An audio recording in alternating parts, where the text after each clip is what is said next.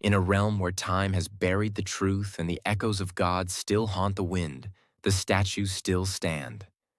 Men frozen mid-breath, warriors halted mid-swing, each one trapped in a moment of fear. At the heart of this silence lies a name, etched into myth and shadow. Medusa. They say she was a monster, that one look could turn the bravest man into stone. But what if she wasn't always that way? What if that wasn't the whole story?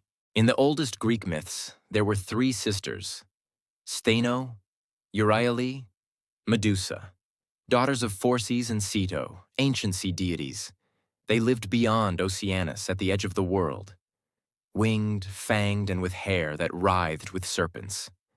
They were born monsters, all but one immortal. Only Medusa could die. Medusa was the youngest, mortal among Gorgons, and in Hesiod's telling, she would be the only one to fall.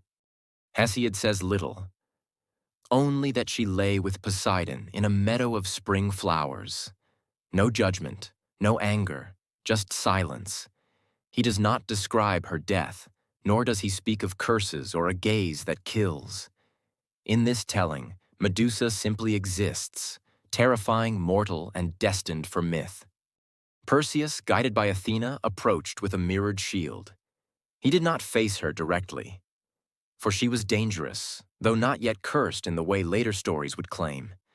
With divine tools, Perseus beheaded the mortal Gorgon, and from the blood that spilled, Pegasus, the winged horse, and Chrysaor, the golden warrior, emerged. Her death marked the birth of a legend.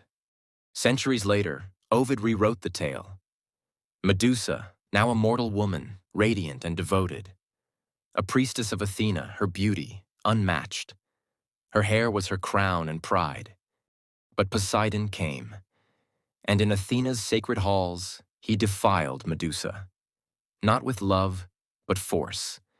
The goddess turned away from justice. She did not strike the god who desecrated her temple. Instead, she punished Medusa. Athena's wrath was swift. Hair of gold became a nest of serpents. Her eyes cursed to petrify. Her beauty twisted into fear. She was no longer a priestess. Now she was a curse embodied, feared, hunted, and used as a warning to the world. In Ovid's version, her gaze now held death. Stone was no longer her prison. It became her curse. Her sorrow made visible. Men feared her not for her form, but for the power of her eyes. It was this curse that made her a target, and when Perseus came, it was to silence that gaze forever. Perseus entered her lair, aided by Athena and Hermes. With the mirrored shield reflecting her cursed eyes, he crept forward. One swift strike, and the Gorgon was no more. But her death was not an end, because from her blood, Pegasus and Chrysaor were born. Perseus carried her head as a weapon, a relic of divine punishment. Even severed, it turned enemies to stone. And later he would offer it to Athena, who then placed it at the center of her shield, known as the Gorgoneon.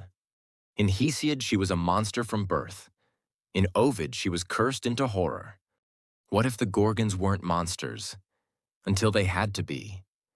What if we feared them, because we failed them? Which story do you believe? Which of these legendary anecdotes fascinate you the most?